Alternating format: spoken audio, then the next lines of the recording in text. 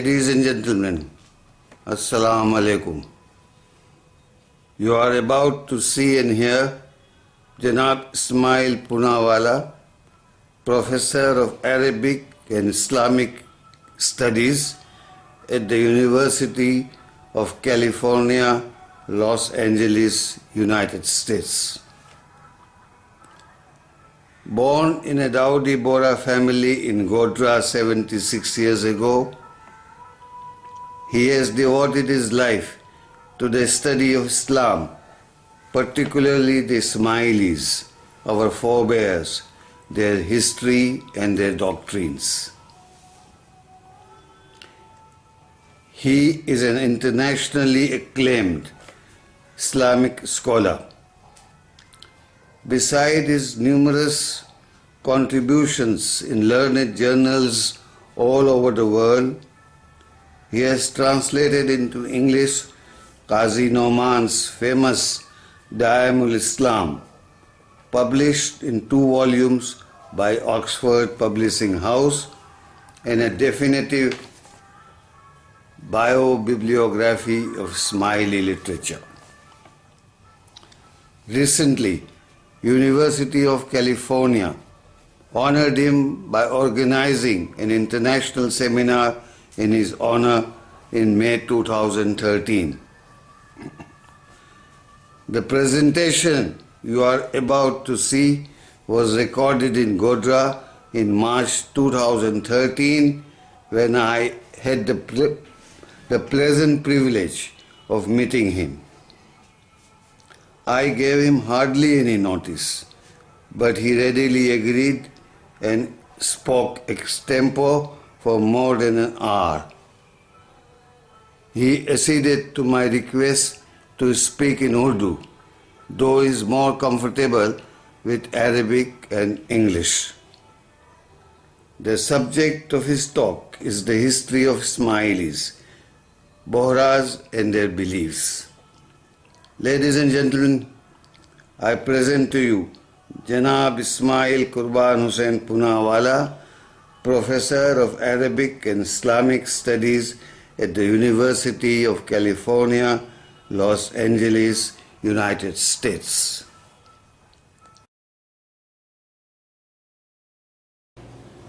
इस तकरीर का उन्वान है हमारे बोहरों की तारीख़ और अक़ाइद पर एक तनक़ीदी नज़र।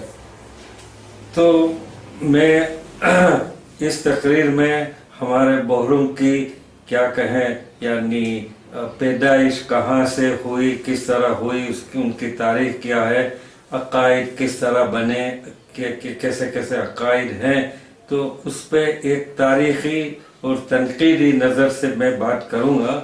मैं भी एक बोहरा हूँ, मेरी भी जो तालीम और पहले जो हुई है, मेरे वालिद भी मुल्ला और शेख थे, मगर फिर मैंने अगर अलग अलग जगहों पर पढ़ा, तो जो मैं आपसे बयान करूँगा वो बिल्कुल हमारे दावत की किताबों और सुन्नियों की तवारीख़ और सब पर यानी उस पर मुनहसिर है। तो ज़्यादा तो मैं उस पर वक्त ज़ाया नहीं करूँगा। तो सबसे पहली बात ये है कि हमारे जो मुल्ला कहिए या मौलवी कहिए, वो अपनी वाज़ में हमारे इस्लाम की तारीख़ और हकीकत को अच्छी तरह वो बयान नहीं कर पाते। वो अपने मतलब की चीज़ें आपके यहाँ यानी आपके लिए उकसाते हैं। तो ये भी तो ज़रूरी है, क्योंकि कोई हकीकत ऐसी चीज़ नहीं है कि एक ही शख्स के पास उसका कब्ज़ा हो और वो कहे कि ये मेरी मोनोपोली है। ये बात नहीं है। इसके आपको समझाने के लिए कहूँ कि एक अंधा आदमी हो या उसकी आँख पे पर्दा जो कुछ भी बांध लीजिए और उसके सामने आप हाथी लाइए। अब हाथी के वो उसके पैर पे उसका हाथ जाएगा तो वो कहा कि ये तो कोई बड़ा थंबा है, बड़ा पिलर है। अगर उसका हाथ उसके कान पे पड़ेगा तो वो तो समझेगा ये तो कोई बड़ा क्या कहें फैन है, पंखा है। अगर उसकी सूंड पे हाथ पड़ेगा तो कहा कि ये तो कोई बड़ी क्या कहें वो पाइप है। تو یہ کہنے کا مقصد کہ کوئی حقیقت وہ اس الگ الگ نقطۂ نظر سے آپ دیکھ سکتے ہیں. ایک ٹیبل ہے, اگر کوئی وہ اوپر والا دیکھے گا تو اس کو چند حصے نظر آئیں گے, نیچے کا حصہ اس کو نظر نہیں آئے گا. کوئی شمال سے یا وہ یمین سے یا آگے پیچھے سے دیکھے گا تو اس کے سامنے جو بھی حصہ نظر آئے گا تو وہ کہے گا, بیان کرے گا کہ یہ ٹیبل ہے. تو ٹیبل تو ایک ہی ہے, مگر وہ اس کے کیا کہیں لوگوں کی سمجھ میں, اور لوگ الگ الگ طریقے سے دیکھتے ہیں جہاں وہ بیٹھے ہوئے ہیں. تو کہنا یہ ہے کہ ہماری تاریخ میں نے اپنی کتابوں سے, وہ یعنی ہماری دعوت کی کتابوں سے, اور دوسرے مسلمانوں کے جو تاریخ نویسان ہیں سب سے بڑے, جیسے طبری, ابن الاسیر, اور کیا کہیں مسعودی اور دوسرے بھی لوگ ہیں, تو ان سے کیا کہیں اس کو بھی پڑھ کر مد نظر رکھ کر سب سے پہلا سوال یہ ہوتا ہے کہ بھائی شیعوں کی ابتدا کیسے ہوئی اور کہاں ہوئی. اب یہ بھی ایک بہت ہی کوئی کیا کہیں مشکل سوال ہے, کہنا یعنی آسان نہیں ہے, مگر میرا مقصد یہ ہے کہ یہ چھوڑ دیجئے, یہ بھی تو ایک خلاف کی بات ہے کہ حضرت نے ہمارے مولانا علی کو قائم مقام بنایا تھا, یا وسیع کہیے, جو کچھ بھی کہے وہ قائم کیا تھا. جس طرح ہم شیعہ اسماعیلی اور دوسرے بھی دعویٰ کرتے ہیں نا کہ غدیر خم کے وقت آپ نے ان کو یہ مقرر کیا. تو پھر سوال یہ پیدا ہوتا ہے کہ اکثریت مسلمان پھر گئے یا اس کو بھول گئے, تو یہ بھی ایک کہنا دشوار ہے. اور پھر یہ بھی ہے کہ حضرت کے انتقال کے بعد جو کچھ بھی ہوا اس کو کہتے ہیں یعنی ثقیفہ بنی ساعدہ کا قصہ, تو اس میں تو وہ علی کی حاضری نہیں تھی.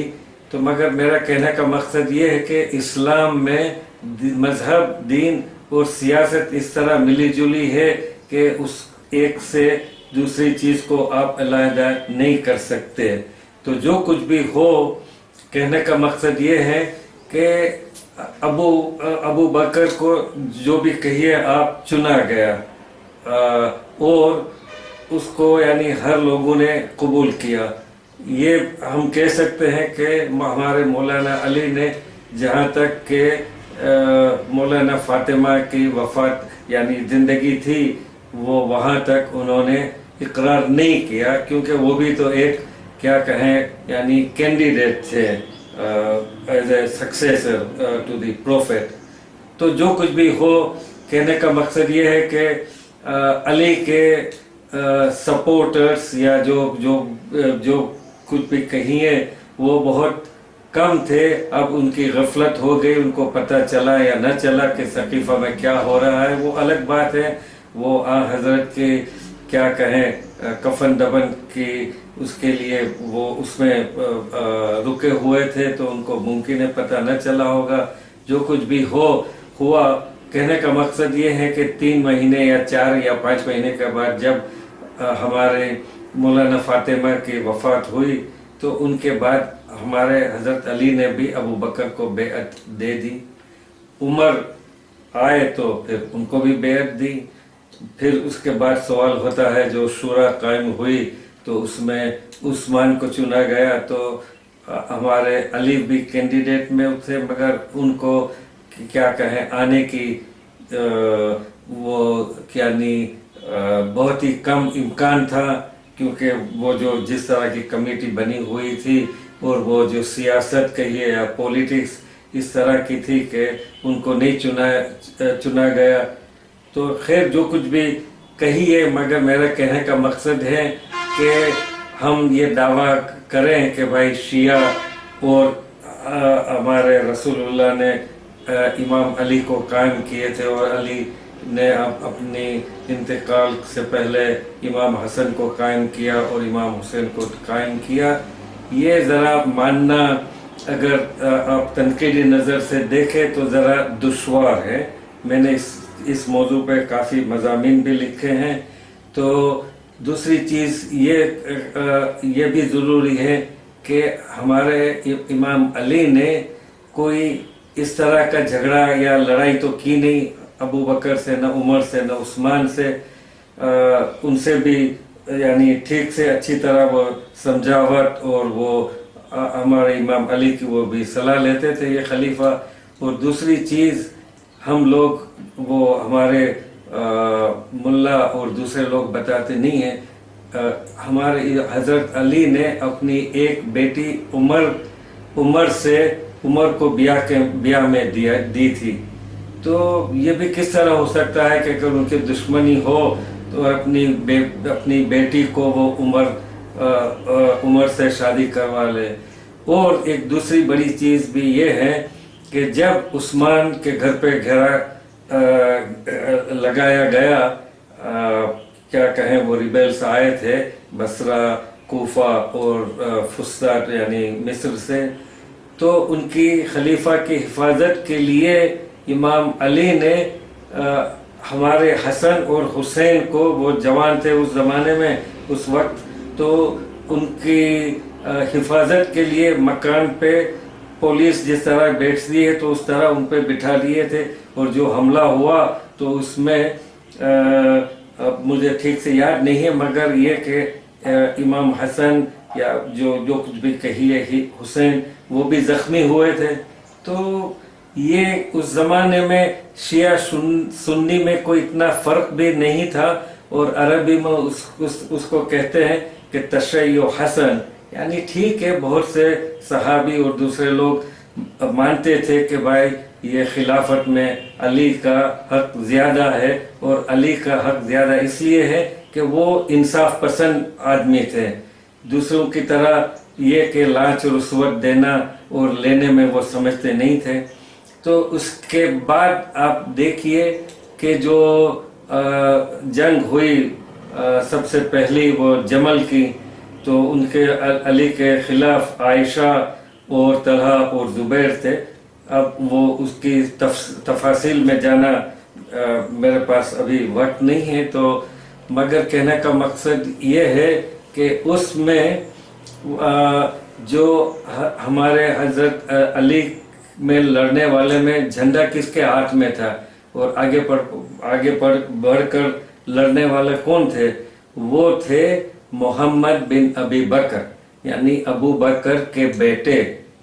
آپ کو بھی یہ کیا کہیں ذرا عجیب لگے گا کہ بھائی یہ کس طرح ہو سکتا ہے کہ حضرت ابو بکر کے بیٹے امام علی کے ساتھ اور اس کی پوری سگی بہن میں اگر سوتیلی بہن عائشہ وہ اس کے خلاف لڑ رہے تھے. تو یہ بھی تو ایک دیکھیے اسلامی تاریخ میں کہ ایک سوتیلا بھائی اور بہن ایک دوسرے سے کے سامنے ہیں. تو اس کا کیا کوئی تعویل کی ضرورت نہیں ہے، مگر یہ کہ امام علی نے ابو بکر کے وفات کے بعد ان کی بیوی کا نام اسما تھا، جس سے یہ محمد کی پیدائش ہوئی، تو ان سے شادی کی تھی. تو اس لیے محمد بن ابی بکر کی پرورش حضرت علی کے گھر پہ ہوئی. تو اس طرح انہوں نے علی کا ساتھ دیا اور علی کے ساتھ لڑتے تھے. مگر اس کے بعد بھی یہ دیکھیے کہ عائشہ اور علی میں بہت ہی انبن تھی.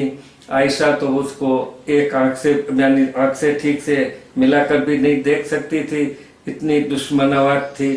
تو دشمناوٹ کے کچھ اسباب تھے، تو اب اس میں زیادہ اس تقریر میں زیادہ تفصیل میں نہیں جا سکتا. تو کہنے کا مقصد یہ ہے کہ جنگ ختم ہونے کے بعد عائشہ کو وہ محمد بن ابی بکر کے ساتھ کیا کہیں وہ ایسکورٹ کہیے جو کچھ بھی کہیے دوسرے وہ لڑنے والوں کے ساتھ، پھر وہ وہاں بصرہ سے ان کو مدینہ تک بھی پہنچا دیا اور ان سے اچھا سلوک کیا. کہنے کا مقصد یہ ہے کہ اچھا سلوک کیا، کوئی اس سے بدلہ نہیں لیا گیا. اور جتنے لڑنے والے اور دوسرے جو تھے جس طرح کے عبداللہ بن زبیر، وہ اس کا باپ زبیر اور طلحہ وہ تو مارے گئے تھے، مگر ان کے بیٹوں سے بھی حضرت علی نے اچھی طرح سلوک کیا، ان کو بھی ایسے کیا کہیں معاف کر کے چھوڑ دیا، کوئی انتقام نہیں دیا۔ تو خلاصہ یہ سب چیز کا یہ ہے کہ شیعہ سنی میں کوئی اتنا زیادہ فرق نہیں تھا۔ تو شیعہ سنی اب اس کی ابتدا کہاں سے ہوئی، کیا وہ اس میں کچھ ممکن ہے، لوگ اختلاف کر سکتے ہیں، مگر چھوڑیے اس کو۔ اب سب سے زیادہ کیا کہیں شیعوں کو کیا کہیں تاریخ ایک لحاظ سے شروع ہوتی ہے کربلا سے، کیونکہ امام حسین کی شہادت اور جس طریقے سے وہ ہوئی تو وہ ایک بہت ہی ایموشنل کیس تھا۔ اور آپ یہ بھی کہہ سکتے ہیں کہ یہ دیکھیے عرب حکمران نے حضرت کے پوتے کے ساتھ کس طرح وہ برتاؤ کیا۔ وہ ان کی فیملی کے ساتھ، عورتوں بچوں کے ساتھ آئے تھے، ان سب کو 3 دن تک نہ پانی دیا نہ کچھ، اور وہ 72 آدمی جو تھے ان کو گھیرے کے لیے کم از کم 7000 سے زیادہ سپاہی بھیجے گئے تھے، اور ان سے کس طرح سلوک ہوا وہ تو آپ واعظ میں سنتے ہوں گے۔ تو وہاں سے ذرا شیعہ سنی میں اختلاف، اور کہہ سکتے ہیں کہ شیعہ کی پیدائش ایک لحاظ سے اس میں زیادہ کیا کہیں زور دیا گیا یہ کربلا کے واقعے کے بعد، کیونکہ ان کے بعد امام علی کے کیا کہیں ان کو جو کچھ بھی حملہ کیا گیا تھا اور ان سے ان کو شہادت ملی، 2-3 دن کے بعد ان کا انتقال ہوا، تو اس کے بعد جو سپاہی تھے وہاں تو انہوں نے امام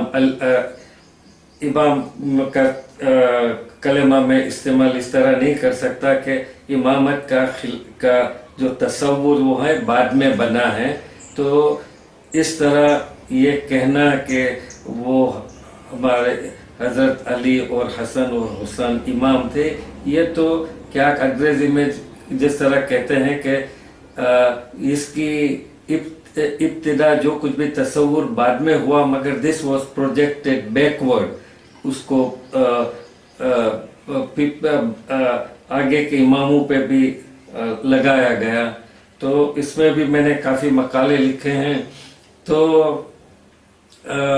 خلاصہ یہ ہے کہ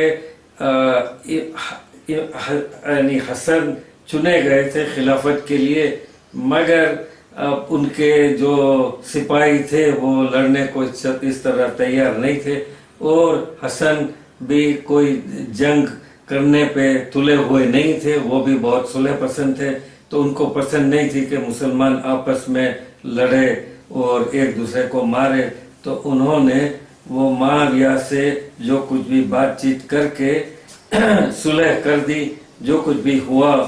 تو اس کے بعد کی تاریخ تو آپ کو وہ واعظ میں بھی سنتے ہوں گے کہ حسن کو زہر دیا گیا، جو کچھ بھی ہو معاویہ کی طرف سے، کیوں اپنے بیٹے کے لیے اس کو خلافت کے لیے صاف کرنے کے لیے، اور اس کے بعد یزید کے بعد یہ امام حسین کی شہادت ہوئی۔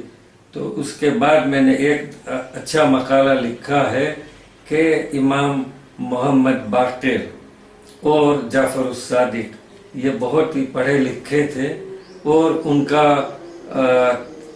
کیا کہیں طالب ان کے تلاميذ یعنی اسٹوڈنٹس وہ کافی تعداد میں تھے، اور الگ الگ جگہ سے لوگ جمع ہوتے تھے، تو ان کے ساتھ وہ پڑھتے تھے اور پڑھے لکھے تھے۔ مگر میں نے وہ اس مقالے میں لکھا ہے کہ چند آدمی ان میں کم از کم 5-6 وہ امام سے بھی زیادہ کیا کہیں علم رکھنے والے تھے، مگر یہ کہ یہ حضرت کی اور امام علی کے نسل میں تھے تو ان کی عزت کرتے تھے، مگر امام بھی ان سے یہ نہیں کہتے تھے کہ میں جو کہوں وہ آپ مانیں، نہیں، وہ الگ بات تھی اس زمانے میں۔ اور خاص کر کے جعفر الصادق نے जहाँ तक मेरा ख्याल है इमाम होने का दावा नहीं किया। ये मेरी एक क्या कहें समझ है, क्योंकि उनके सामने या उस पे वो अंग्रेजी में कहते हैं सर्वेलेंस, वो अब्बासियों खास करके वो मंसूर खलीफा था, काफ़ी जालिम था, तो वो हर तरफ से उनकी निगरानी नज़र के लिए कि ये क्या हरकत कर रहे हैं क्या नहीं कर रहे हैं, तो उनको देखने के लिए सब वहाँ CID कहिए का या एजेंट्स लगे हुए थे। तो ये तो कुछ ये आप नहीं कर सकते थे, मगर कहने का मेरा मकसद ये है कि ये इमामत का तस्वुर और इमामत का जो नज़रिया और उसकी जो थियरी कहते हैं पूरा नज़रिया, वो इमाम जाफर सादिक के हयात में बना। तो उसमें दो सबसे अहम चीज़ थी, एक ये शियों को उसके बाद क्या कहें जिंदा रखने के लिए उसमें ये तस्वुर लिया गया कि भाई ये जो इमामत है हजरत ने इमाम अली को कायम किए थे और उसके बाद इमाम अली ने हसन को कायम किए, उसके बाद हुसैन कायम हुए। तो ये कि जो इमामत है वो क्या कहें बाप के बाद बेटे में चली जाएगी, और उसके बाद खास करके वहाँ तो फिर अलग अलग फिरके भी निकले थे। वो कहने लगे कि भाई इसमें इमाम हसन के बेटों का भी हक है। तो खैर वो तारीख पढ़ेंगे तो वो अलग है, मगर हमारे इस्ना अशरी और इस्माइलियों का अकीदा ये है कि इमाम हसन के बेटों का उसमें कोई हक नहीं है, मगर ये भी कहना कि उनका हक है कि नहीं और हमें ये कह देना कि उनका कोई भी हक नहीं है, मगर तारीख कुछ अलग बता रही है कि उनके बेटों के बेटों ने भी दावा किया है इमामों का। तो ये किस तरह हो सकता है? तो उसके बाद कहने का मकसद ये है कि तो ये एक नज़रिए में एक ये अकीदा के भाई बाप के बाद बेटे इमाम बनते हैं तो ठीक है। और दूसरा उस नज़रिए में दूसरी चीज़ ये थी कि इल्म ज़रूरी है। इल्म की ज़रूरत इस तरह की थी कि हज़रत पे वाही होती थी और वो जो कुछ भी कुरान को समझने के लिए वो कुछ इल्म भी तो ज़रूरी है कि कुरान में बहुत सी चीज़ हैं आम तौर पे कही गई हैं और उस क्या कहें पस मंज़र को रख कर तो उसका वो शरीयत कहते हैं तो उसका हुक्म क्या हो सकता है क्या नहीं हो सकता है, तो उसके लिए भी ज़रूरी थी। और इमामत का जो तस्वुर और जो नज़रिया बना तो एक दूसरी चीज़ थी, क्योंकि वहाँ यहाँ तक तो वो अब अब्बासी हुकूमत कायम हो गई थी, उमैयद वो क्या कहें उनकी डायनेस्टी कही है वो हुकूमत ख़त्म हो गई थी। और ये जो अब्बासी हुकूमत पे आए वो भी शियों के बलबूते पर, मगर अफसोस की बात ये है कि वो एक जो शख्स था ये जो रिवॉल्यूशन में हिस्सा लेने वाला उमैयद को तबाह करने और अब्बासियों की राइज में, तो एक सलमा नाम था उसका कमांडर का, उसने आप हमारे इमाम जाफर सादिक से भी लिखा कि भाई आप तैयार हैं खिलाफत के लिए। तो मगर वो सलमा और ये जो तहरीक हो रही थी वो उनके मातहत नहीं चल रही थी। तो जाफर सादिक को भी पता कि भाई इन लोगों पे भरोसा नहीं किया जा सकता तो वो क्या कहें वो सियासत में पढ़ने के लिए उस वक्त तैयार नहीं थे, तो उन्होंने तो इनकार कर दिया। तो उसके बाद जो कुछ भी हुआ तो दूसरा ये कि बाप के बाद सबसे बड़ा बेटा इमाम बनता है, तो ये भी एक नज़रिया है। मगर हमारे इस्माइलियों की भी तारीख देखे या वो 12 यानी इस्ना शरीफ की भी तारीख देखे तो ये कोई तारीखी नज़र से देखा जाए तो इस तरह नहीं हुआ। हमारे वो कहते हैं कि इस्माइल बड़े बेटे थे, मगर वो उनका तो इंतकाल हमारे जाफर सादिक यानी उनके क्या कहें वालिद की हयाती में हो गया। तो ये भी एक सवाल आता है, आप कह सकते हैं कि भाई ये इमाम ने इन पे नस की, जब उनको कायम किया तो किस तरह कायम किया? उनको क्या पता नहीं था कि ये मेरे बेटे का तो इंतकाल हो चुका है? हम कहते हैं ना कि इमाम मासूम है, इमाम को हर किस्म का या क्या कहें गैबी इल्म भी है, ये भी दावा बेकार है। बाद में वो क्या कहें, ये तो इमामों पे ठोका गया। कोई इमाम उन्हें गैब को जानने का या गैब का इल्म का किसी ने दावा नहीं किया। हमारे बाक़िर और जाफर सादिक ने साफ साफ इनकार किया है कि हमें न कोई गैब की खबर होती है, कुछ भी नहीं है। और ये है कि हमारे नबी जिन पे वही आती थी, जिन पे कुरान नाजिल हुआ, उन्होंने कभी इस तरह का दावा नहीं किया कि मैं आप लोगों से कोई बड़ी किस्म का यानी सुपर ह्यूमन हूँ। वो भी कहने लगा कि वमा अना इल्ला रजुलुन मिस्लुकुम इल्ला यूहा इलैया, यानी कि मैं भी तुम्हारी तरह इंसान हूँ, मेरे पर भी मौत सवार होगा, मैं भी इंतकाल करूंगा, मगर मुझ में और तुम में फर्क ये है कि मुझ पे वही नाजिल होती है। तो ये सब चीजें बाद में भूल गए मुसलमान, शिया नहीं सुन्नी भी भूल गए, और बहुत सी चीज उकसा दी शियों ने। फिर उसको इमाम अली के, इमाम हसन और हुसैन के वो क्या कहें, जो काब कहें कि करिश्मे कहें या मोजिज़े कहें, ये सब कुछ वो बना दिए। इसी तरह ये सुन्नियों भी हैं, उन्होंने भी क्या कहें, जो 3 खलीफा है अबू बकर, उमर, उस्मान को काफ़ी क्या कहें वो बढ़ा दिया है।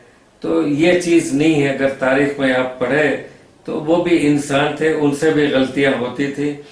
तो उसके कहने के बाद ये हुआ।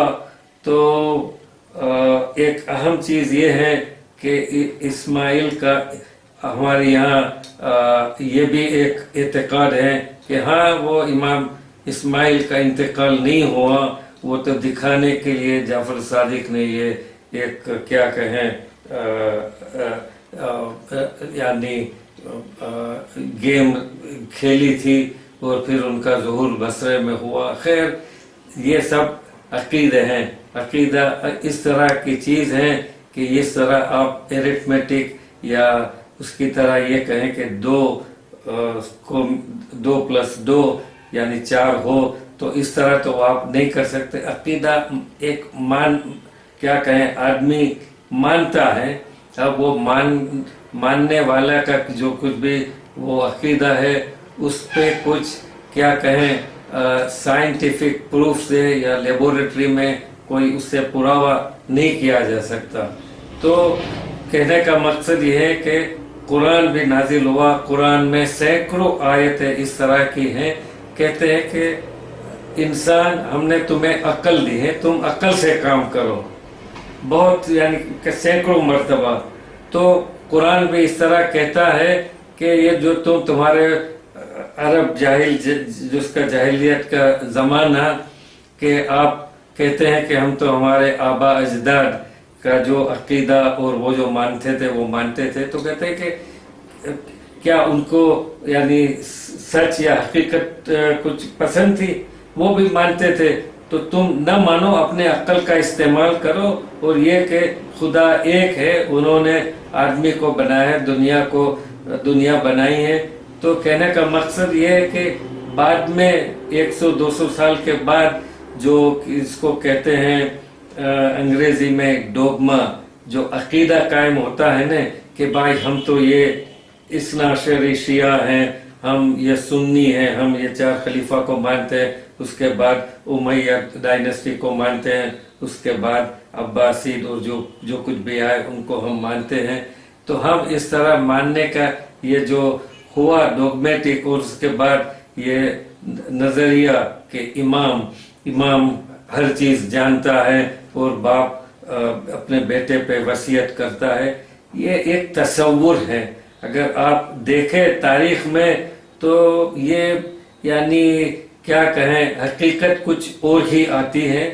یہ آپ نہ سمجھیے لیے کہ میں کوئی جھوٹ بول رہا ہوں یا میں کچھ الگ کہہ رہا ہوں. یہ تو اگر آپ تاریخ پڑھیں گے اسلام کی جو کچھ بھی تو وہ سب کچھ پتہ چل جائے گا. ہمارے بزرگ زاہد علی نے بھی 2 کتابیں لکھی ہیں اردو میں, اس کو پڑھیے آپ کو پتہ چل جائے گا.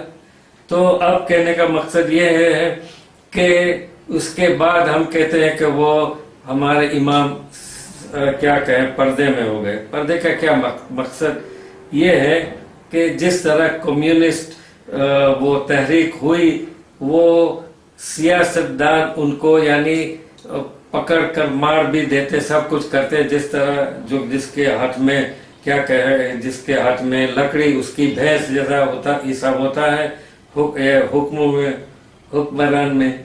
تو اس کیا کہے بیک گراؤنڈ کو دیکھ کر وہ الگ ہو گئے یعنی غائب, یعنی یہ کہ لوگوں کی پبلک نظر سے غائب ہو گئے. اور انہوں نے دیکھا کہ بھائی ہم بنی ہاشم اور علی اور فاطمہ کی اولاد ہیں, ہمارا حق زیادہ ہے یہ خلافت میں اور سب کے کرنے میں, یہ کہ بدلاً من کیا کہیں امیہ اور عباسی. تو جو ان کی اسماعیل کا بھی کچھ وہ خلاف تھے آپ کے والد سے, اس لحاظ سے خیر اب میں وہ تفاصیل میں نہیں جانا چاہتا. تو ان کے فرزند تھے محمد بن اسماعیل, اور اس کے بعد تو انہوں نے وہ کیا کہے انڈر گراؤنڈ موومنٹ شروع کی.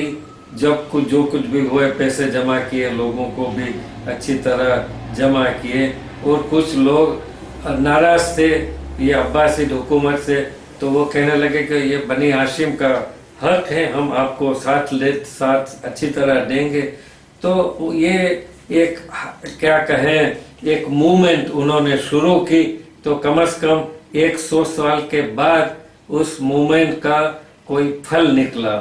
تو پھل نکلا یہ کہ مہدی کے والد کم از کم 260 ہجری میں یہ حرکت یعنی یہ موومنٹ ظاہر میں آئی کہ دوسرے سنیوں اور عباسیوں کو بھی پتہ چلا کہ یہ کوئی ایک تحریک ہو رہی ہے شیعوں کی.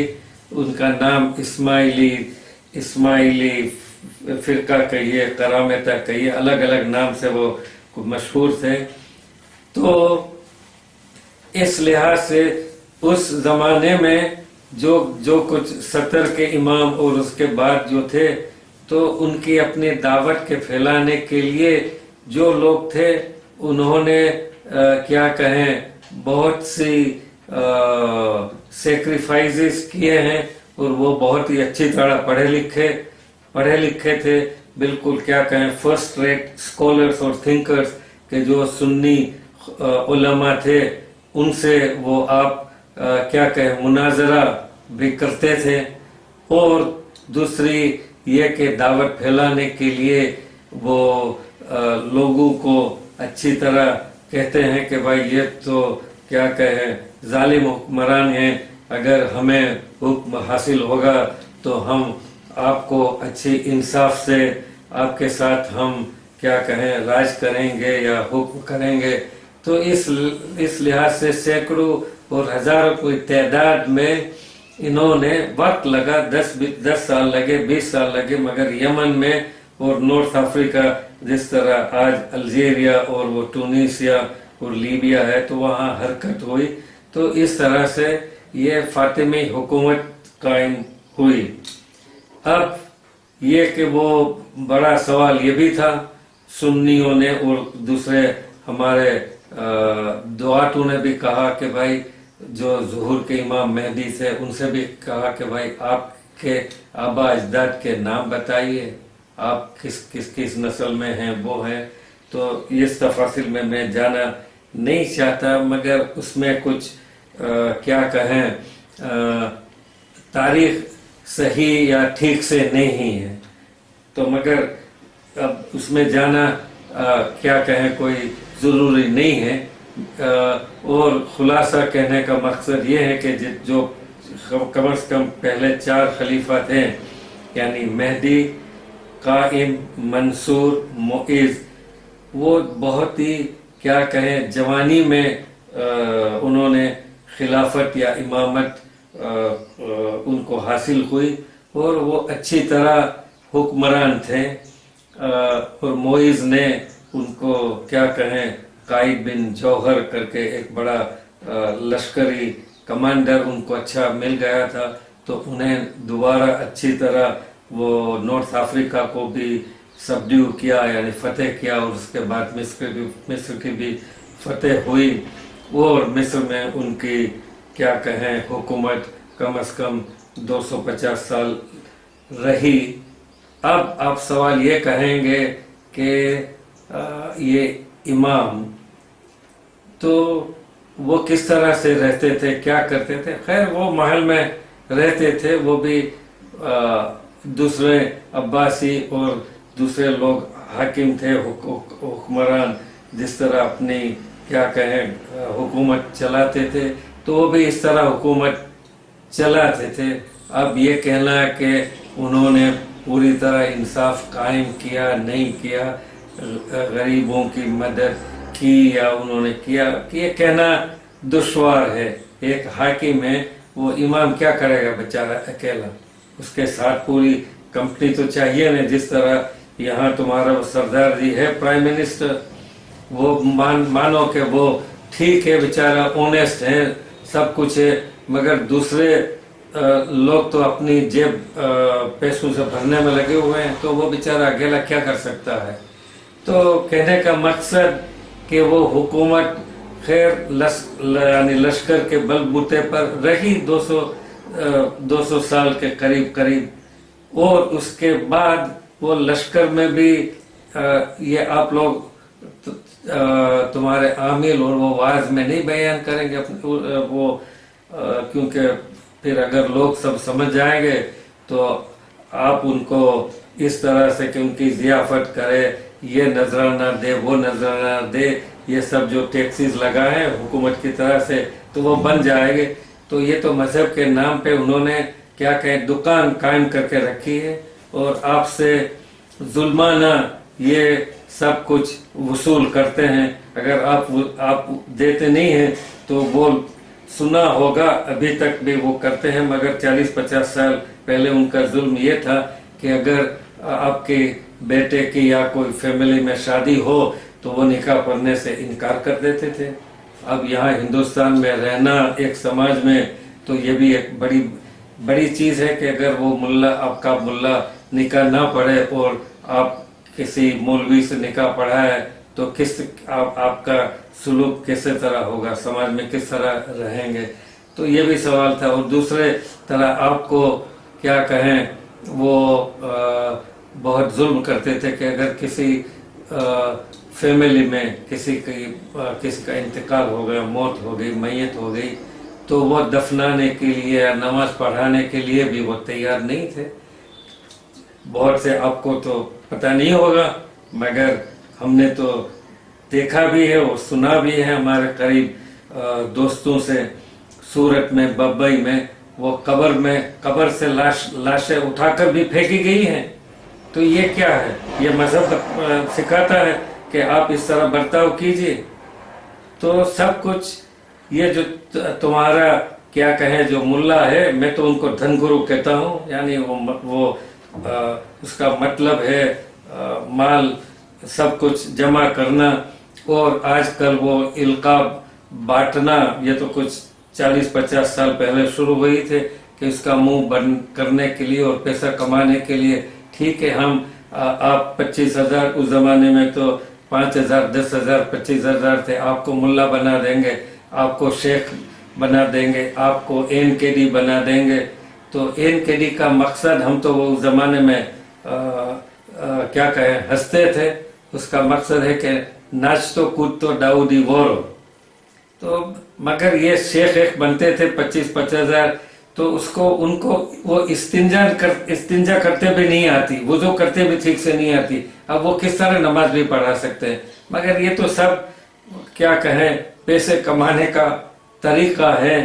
तो कहने का मकसद अब वापस फातिमी हुकूमत में तो लश्कर एक जमाने में काफी मजबूत था, जो जहां 50 साल उन्होंने हुक्म किया नॉर्थ अफ्रीका में, तो अक्सर उनका जो लश्कर था वो कुतामा और दूसरे कबाइल नॉर्थ अफ्रीका के लड़ने वाले उससे बना हुआ था। अब जब मिस्र में आए तो वही नॉर्थ अफ्रीकन हजारों की तादाद में हिजरत करके जो कुछ भी आए वो मिस्र में बसे और वहाँ उन्होंने क्या कहें ये हुक्म चलाया। मगर उसके बाद हमारे अजीज ने देखा कि भाई ये किस तरह भरोसा किया जा सकता है ये बर्बर पर, यानी नॉर्थ अफ्रीकन। तो उन्होंने क्या कहें उस जमाने में अंग्रेजी में उसको कहते हैं कि वो आप पैसे दीजिए और लश्कर कायम कीजिए, मर्सिनरी आर्मी। आप उसको अच्छी तरह पैसे देंगे, जो कुछ भी दें वो आपकी हिफाजत करेंगे, आपके लिए लड़ेंगे। तो इसलिए वो टर्किश क्या कहें हजारों की तादाद में उनको रिक्रूट किया गया। और इस तरह ये अब्बासी हुकूमत भी इसी तरह चलती थी। उन्होंने भी वो ये टर्किश एलिमेंट, क्योंकि वो लड़ने वाली कौम थी, तो उनका भी लश्कर यानी काफी ये टर्किश टर्किश एलिमेंट से बना हुआ था। फिर उसके बाद ये अजीज ने तो दूसरा एलिमेंट कायम किया, यानी नॉर्थ अफ्रीकन तो थे मगर वो मिस्रियों को तो नहीं, क्योंकि भरोसा नहीं किया जा सकता, तो वो टर्किश एलिमेंट थे। हमारे इमाम हाकिम के ज़माने में उसकी बहन और वो उन्होंने देखा कि भाई ये तो दो लड़ रहे हैं एक दूसरे से, नॉर्थ अफ्रीकन बर्बर और टर्किश। तो उन्होंने सूडानीज यानी निग्रो नीचे साउथ से उन्होंने वहाँ उसका क्या कहें लश्कर में हजारों की तादाद में शामिल किए। तो फिर ये तीन एलिमेंट को अच्छी तरह से क्या कहें रखना और उसमें बैलेंस रखना भी तो आसान नहीं है। तो कुछ इमाम या हमारे फातिमी खुलफा नहीं कर सके, तो उसके बाद क्या होता है, खास करके मुस्तनसिर जिन्होंने जिनकी हुक्मरानी कम से कम 50 साल तक चली, तो अगर आप अच्छी तारीख से देखेंगे तो वो हुक्म अच्छी तरह से कर नहीं पाए थे। और मुस्तनसिर के ज़माने में ये जो टर्किश थी एलिमेंट क्या कहें सिपाही, उनको चंद महीनों से उनकी तनख्वाह भी नहीं दी गई थी। तो उन्होंने रिबेल किया और वो जो महल था इमाम का, वो महल के सब कुछ लूट लिया। तो ये बहुत ही क्या कहें कि केओस जैसा किस्म, यानी ये एक दूसरे से लड़ने लगे, वो टर्किश, फिर वो बर्बर, फिर उसके बाद सूडानीज। तो अब किस तरह क्या कहें हुक्म करे और इस पे काबू किस तरह कर सके। तो इमाम तो आजिज थे, वो कर नहीं सकते। पहले मेहदी या काइम मंसूर या मोइस की तरह नहीं थे कि वो भी जंग में हिस्सा लेते थे, मगर ये बाद में जो इमाम थे वो जंग का तो वो लड़ने के तो वो क्या कहें कुछ उनकी ट्रेनिंग भी नहीं थी, तो वो तो क्या लड़ सकते हैं, लड़ नहीं सकते। तो उन्होंने सीरिया में एक आर्मीनियन कॉन्टिंजेंट थी। अब वो आर्मीनियन यानी क्रिश्चियन, मगर वो अपने हुक्म करने के लिए दूसरे को उन्होंने इस्लाम कबूल किया था। तो वहाँ से उनको बुलवाया गया चंद हजारों की तादाद में। आपने नाम सुना होगा बदरुल जमाली। खैर, तो वो कहते हैं कि वो इस्माइली मजहबी कायम उन्होंने कबूल कर दिया। खैर, जो कुछ भी कबूल किया, वो भी तो उनकी तो मसलहत थी न कि हुकूमत करनी थी, तो क्यों ना कबूल करे।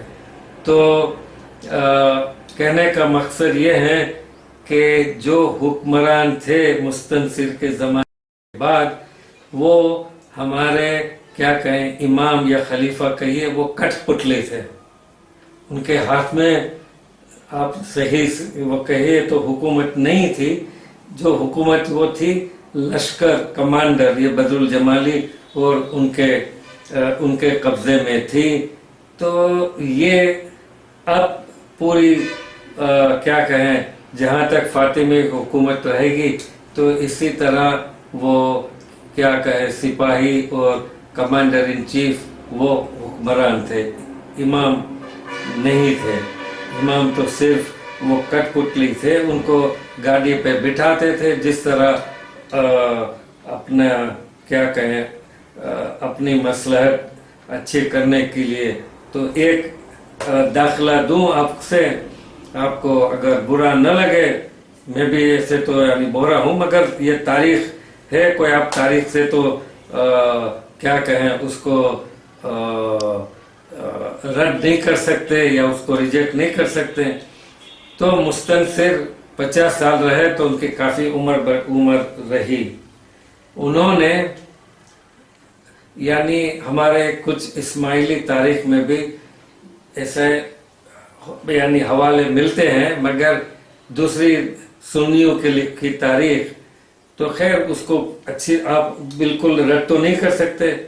और निजारी जो खोजा आजकल के हैं उनकी तारीख तो ये कि इमाम मुस्तनसिर ने अपना नाइब या अपना वली उल अहद कहिए वो निज़ार को कायम किया था, क्योंकि वो सबसे उनका बड़ा बेटा था। मगर वो उनकी भी तो उम्र बड़ी हो चुकी थी, वो भी 50 साल उम्र में बड़े थे। और वो निज़ार की और ये बदरुल जमाली के बाद उसका बेटा अफजल वो हुक्मरान था, तो उनमें अनबन थी। तो ये तो जाहिर है कि जब हुक्म वो कमांडर के हाथ में हो तो उनको पता चला कि अगर ये निज़ार इमाम बन जाएगा तो हमारी हुकूमत ख़त्म हो जाएगी।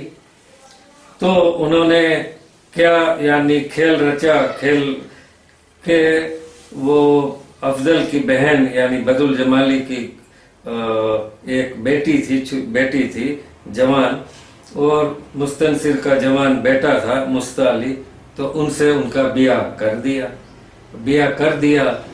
और इमाम मुस्तनसिर का इंतकाल होने पे क्या कहें उन्होंने मुस्ताली को गाड़ी पे बिठा दिया, मगर हुक्मरान तो जो थे वो तो अफजल था, उसका क्या कहें ब्रदर इन लॉ जो कुछ भी कहिए।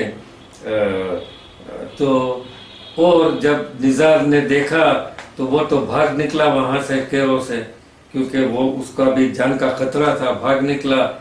और तारीख नवीस कहते हैं कि वहां उन्होंने बलवा पुकारा अलेक्जेंड्रिया में, क्योंकि उसके भी कुछ हिमायत करने वाले या मददगार थे, मगर वो बलवा क्या कहें कामयाब नहीं हुआ तो उसको भी मारा गया।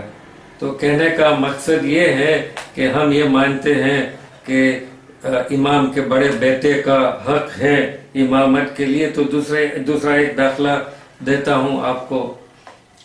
ये आपको कोई वाज में बयान नहीं करेगा, क्योंकि उन्होंने तो दुकान खोली है, तो ये उनकी आमदनी बंद हो जाएगी। अगर ठीक से आपको सब कुछ बता ले तो फिर आप भी उनसे सवाल कर सकते हैं कि आप तो इमाम नहीं है, आप तो दाई हैं, आप कोई भूल नहीं कर सकते। ये तो कोई तस्वुर नहीं है, ये सब इतने पैसे जमा करते हैं, इनका हिसाब किताब क्या है। और आप दूसरे लोग आपसे क्या कहें हिसाब किताब मांगते हैं तो उनसे जुल्म करते हैं। और ना ये तो नाइंसाफी की बात है। और हमारे बहरों में भी काफी गरीब है, उनकी कौन खबर लेता है। ये तुम्हारे धन गुरु के पास करोड़ों नहीं अरबों रुपए हैं, और अय्याशी किस तरह करते हैं, कैसे बंगलों में रहते हैं, और उनके जो कुछ कहे शाही खानदान, उनके वो प्रिंसेस जो कुछ भी तो खैर छोड़िए। तो मैं कहना चाहता था कि अकीदा एक ये चीज है कि वो ठीक है, अकीदा पे ही तो इंसान आपको वो कह सकते हैं, और ये कि हाँ आप तो मोमिन नहीं होंगे तो आपको जन्नत में आप नहीं जाएंगे। खैर, जन्नत और दोज़ख का तस्वुर वो भी एक आधा घंटा या घंटा लग जाएगा अगर ठीक से बयान करूं। तो ये भी तस्वुर हमारे यहाँ दुआतों में अलग है। ये जन्नत और जहन्नम ऐसी, ये कि वहाँ नहरें भी बहती होंगी, हुरिया भी मिलेगी, और क्या कहें मरमर या क्या कहें मार्बल के महल होंगे। ये भी तस्वुर गलत है हमारे दुआतों के तरीके से। ये तो एक स्पिरिचुअल चीज है। तो वापस, सॉरी फॉर द डाइवर्जन, के हाँ, हमारे मुईज के सबसे बड़े बेटे थे, उनका नाम तमीम थे। अब तमीम, उनकी तबीयत कुछ अलग थी, वो तो शराब भी पीते थे, गाने भी सुनते थे, क्या कहें वो म्यूजिक, संगीत में भी वो अच्छी तरह सुनते थे, जाते भी थे इस तरह सुनने के लिए। तो उनको हक तो हमारे अकीदे के लिए, अकीदे के नजर से देखा जाए, आगे की तारीख को तो छोड़िए, उसमें भी कुछ ऐसे हैं एनेक्डोट्स, वो मैं अभी आपको यानी बयान नहीं कर सकता। मगर ये देखिए कि वो तमीम का हक था ना आपके अकीदे के लिए से, बड़ा बेटा है। इमाम मुईज ने उनको इमामत नहीं दी, यानी इमाम नहीं कायम दिया, क्योंकि उनको पता है कि भाई ये, और दूसरा ये कि वो बहुत ही बेहतरीन शायर था, तो उसको कोई इसकी परवाह नहीं थी खिलाफत या क्या कहें इमामत की। तो इमाम मुईज ने उनको इमामत नहीं दी, और एक छोटे उनके बेटे को, अब नाम मैं भूल रहा हूँ क्योंकि मेरे सामने कोई किताब या वो तो रखी नहीं हुई है, ये तो सब हाफिजे से मैं तुम्हें यानी बयान करता हूँ। तो उनको मुकर्रर किया था। तो एक मर्तबा उनको क्या कहें ओवरपास या बाईपास। उसके बाद ये जो इमाम बनने वाले थे दूसरे नंबर के, उनका भी इंतकाल हो गया। तो दूसरी मर्तबा भी बेचारा, क्या कहे, कहने का मकसद कि तमीम को मौका नहीं दिया गया। Second time he was bypass. और तीसरे बेटे को, जिनका नाम क्या कहें इमाम बनने के बाद अल अजीज बिल्ला है, तो ये हिकायत है कि हमारे अकीदे, मतलब अकीदे को आप किस तरह यानी कर सकते हैं। तो उसके बाद तफासिल में मैं नहीं जाऊंगा क्योंकि ये तो फिर वो लंबी हो जाएगी सीडी और सब कुछ। तो आप जाहिद अली की उर्दू समझते हैं और पढ़ते हैं तो जाहिद अली की किताब पढ़िए तो आपको पता चल जाएगा। अब उसके बाद मैं आप दावत का सिलसिला कहाँ से शुरू हुआ, किस तरह हुआ, वो उसका कुछ बयान करूँगा, क्योंकि ये फातिमी खिलाफत कैसे ख़त्म हुई, क्या हुआ क्या नहीं हुआ, वो तो आप भी पढ़ सकते हैं। ठीक है, it's almost what half an hour और मोर। अच्छा, तो अब हमारे पौरों की तारीख वो मैं शुरू करूँगा, आपसे बयान पहले किया गया। तो इमाम मुस्तनसिर के इंतकाल के बाद हमारे इस्माइलियों के दो फिरके हो गए। जिस तरह पहले मैंने कहा, तो वो निज़ारियों का, तो निज़ारियों के सपोर्टर वहाँ उसके मददगार इजिप्ट में भी थे, मगर उसके सबसे हामी और मददगार हसन बिन सब्बा ईरान में थे। तो यहाँ तो मिस्र की क्या कहें हुक्मरान तो मुस्ताली को मिल गई, इमाम मुस्ताली को। फिर ये कि फातिमी की सुकूत यानी उनकी कोलैप्स या जो कुछ भी कही है, उसका सबसे अहम सबब کہ یہ دو فرقے ہو گئے تو ایک دوسرے میں کو لڑنے جھگڑنے مارنے میں لگ گئے، مستعلی اور نزاریز. سو دس واز یہ کہ وہ بڑا ایک اہم سبب ہے ڈاؤن فال آف دی فاطمیڈ. تو امام مستنصر کے بعد مستعلی آئے، پھر عامر آئے. عامر کو بھی کیا کہیں، ان کو بھی قتل کر دیا گیا وہ نزاریوں نے. تو اس کے بعد تاریخ نویس کہتے ہیں کہ ان کا ایک بیٹا تھا کوئی یعنی چند مہینے کا یا چند تاریخ نویس کہتے ہیں کہ 2.5 سال کا، ان کا نام طیب تھا.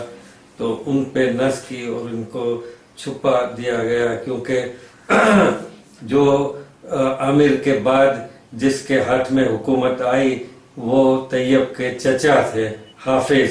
تو یہ یہاں سے ایک حافظی دعوت شروع ہوئی جو ہم اس کو قبول نہیں کرتے، اور کہتے ہیں کہ مستنصر کے حجت یعنی امام کے نائب یا اس امام کے نیچے کا جو رتبہ ہے، تو حرۃ الملکہ وہ یمن میں سلیحید وہ بھی حکمران تھے اس زمانے میں، مگر وہ ان کی حکمرانی بہت ہی کمزور ہو گئی تھی اس زمانے میں. تو جو کچھ بھی کہیے تو امام اپنے حرۃ الملکہ نے وہ حافظی دعوت کو رد کر دیا اور امام طیب کی دعوت شروع کی. تو اسی طرح ہم مستعلی اور طیبی کے نام سے معروف ہیں. اور دوسری چیز جاننے کی ضروری یہ ہے کہ 3 شخصیت نے اپنی کیا کہیں بحروں کی تاریخ کو قائم رکھنے کے لیے اور طیبی دعوت کو قائم کرنے میں کافی حصہ لیا. ایک تو حرۃ الملکہ، اور وہ بھی کافی پڑھی لکھی عورت، اور یہ کہ جنگ میں بھی شامل ہوتی تھی لڑنے کے لیے. تو انہوں نے 50 سال تک حکومت کی اور بہت ہی کیا کہیں ان کی حکومت اور سب کچھ وہ ٹھیک سے رہی، مگر وہ کافی اس میں کمزوری ہو گئی تھی. تو انہوں نے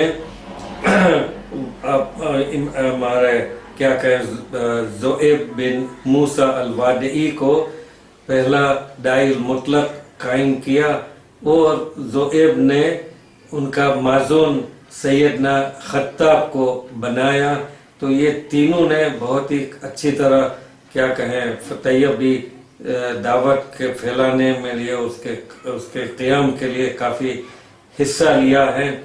اب میں زیادہ تفصیل میں نہیں جانا چاہتا ہے کیونکہ میں نے پہلا میرا کیا کہیں ڈسرٹیشن کہی ہے کہ جو کچھ بھی کہی ہے، تو وہ میں نے سیدنا خطاب پہ کام کیا ہے مصر میں، اور ان کا دیوان بھی میں نے شائع کیا ہے، اور ان کی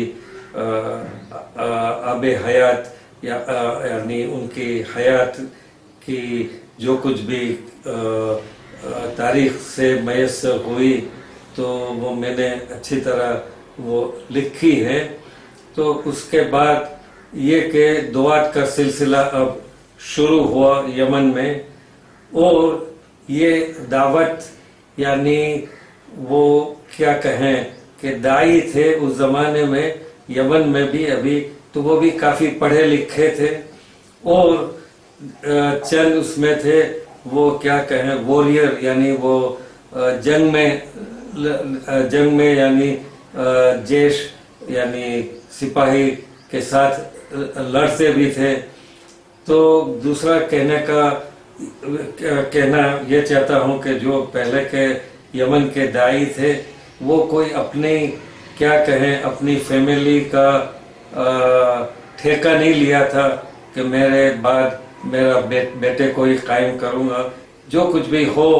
تو مگر وہ سب سے عالم آدمی کو وہ پسند کرتے تھے، اور اگر نہیں ہوا تو وہ یمن میں اس زمانے میں وہ داعی کو بھی آپ ان کی اچھی طرح خبر یعنی پوچھ پرچھ کرتے تھے کہ بھائی آپ نے ان کو کیوں قائم کیا، ہمیں کیوں نہیں، یا فلانے کو کیوں نہیں، تو ان کو بھی جواب دینا پڑتا تھا.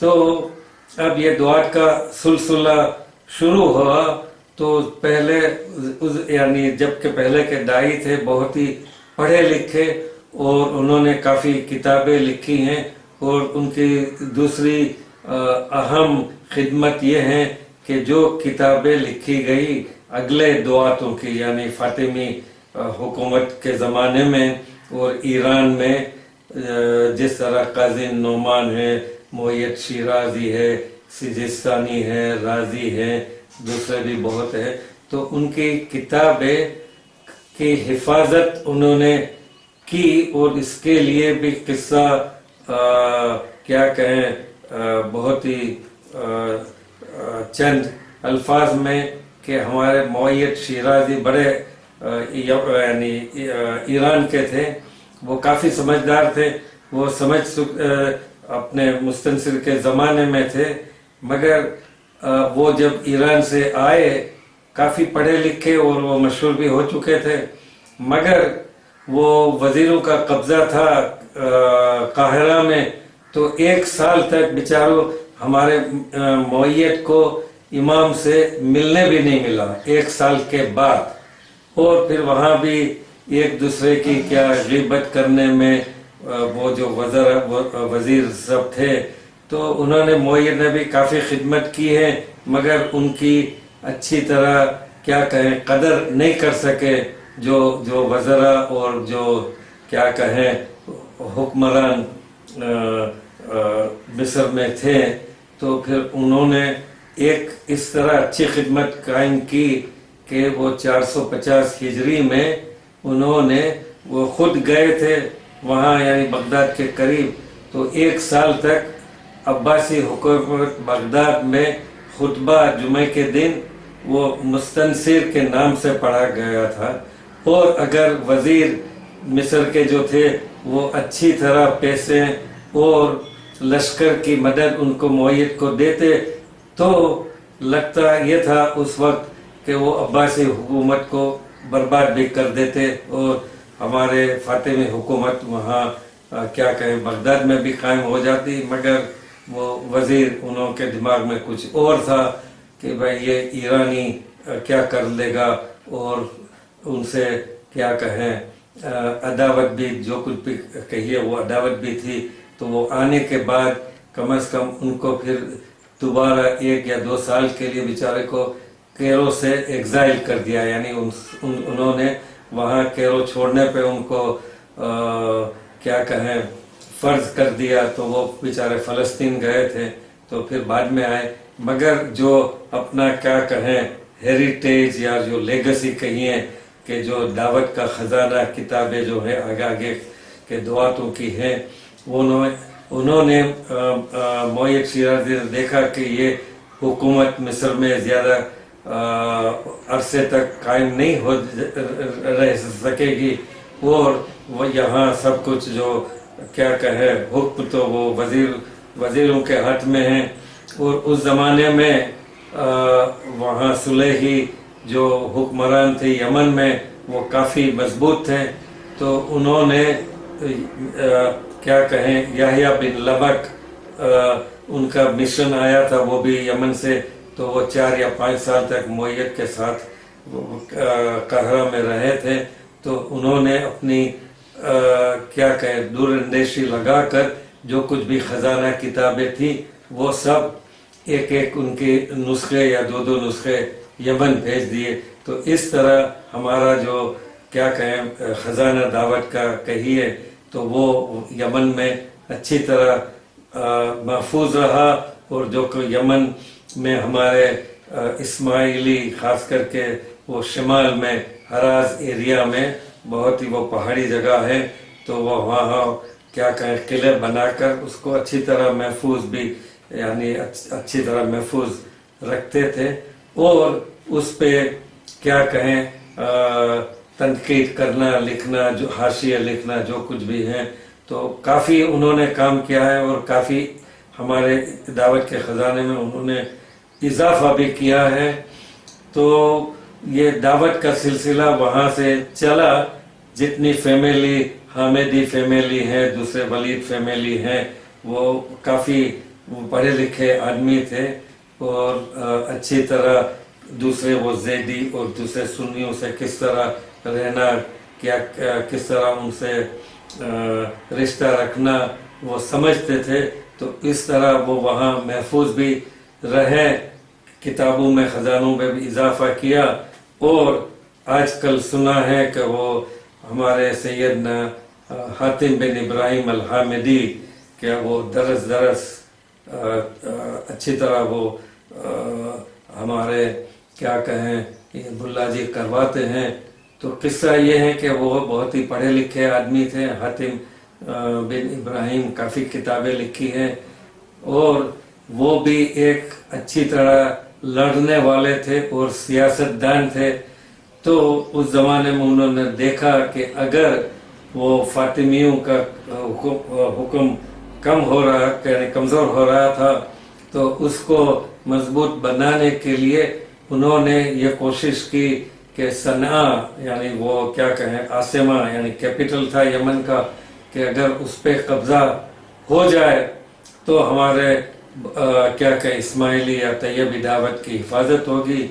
मगर वहाँ एक हमदानी उनके ही दूसरे कबीले के शख्स का हुक्म था। तो उन्होंने देखा कि उनसे जंग करना तो फिर अंदर अंदर जंग हो जाएगी, काफ़ी सैकड़ों की तादाद में लोग मर भी जाएंगे और उसके बाद मुमकिन है कि तैयबी दावत काफ़ी और भी कमज़ोर हो जाए। तो उन्होंने समझौता करके वो उनका भी नाम क्या कहे सुल्तान हातिम हमदानी था। तो उनसे समझौता करके वो आप हुतैम जो बड़ी क्या कहें पहाड़ पे थी, तो वहाँ एक केव यानी क्या कहें कि माफ़ कीजिएगा उर्दू कलमा याद नहीं आ रहा है।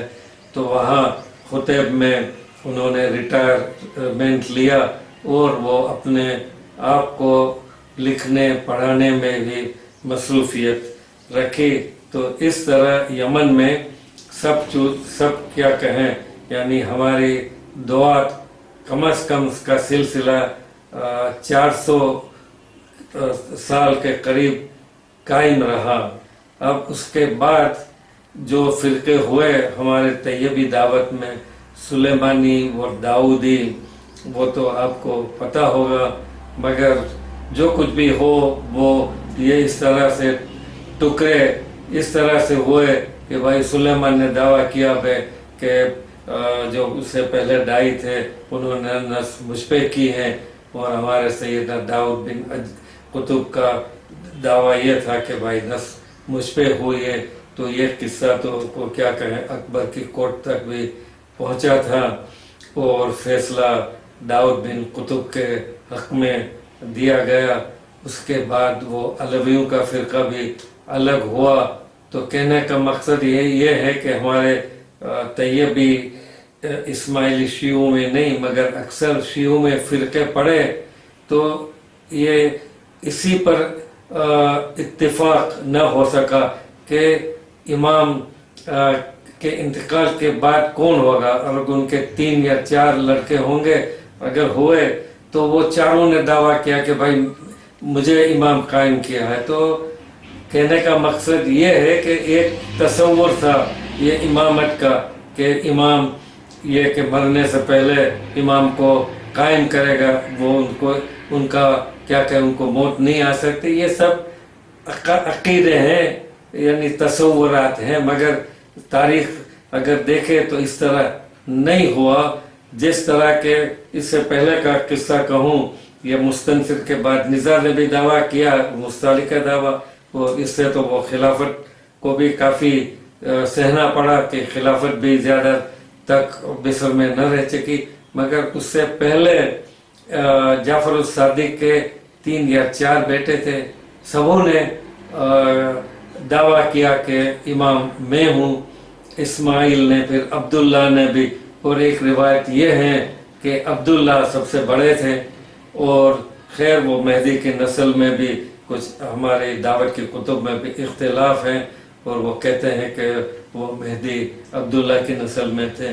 जो कुछ भी हो, फिर वो क्या कहें जो उनके मूसा अल काजिम जो उनके मत्रे भाई थे इस्माइल के, उन्होंने दावा किया और अक्सर लोगों ने उनकी इमामत कबूल की।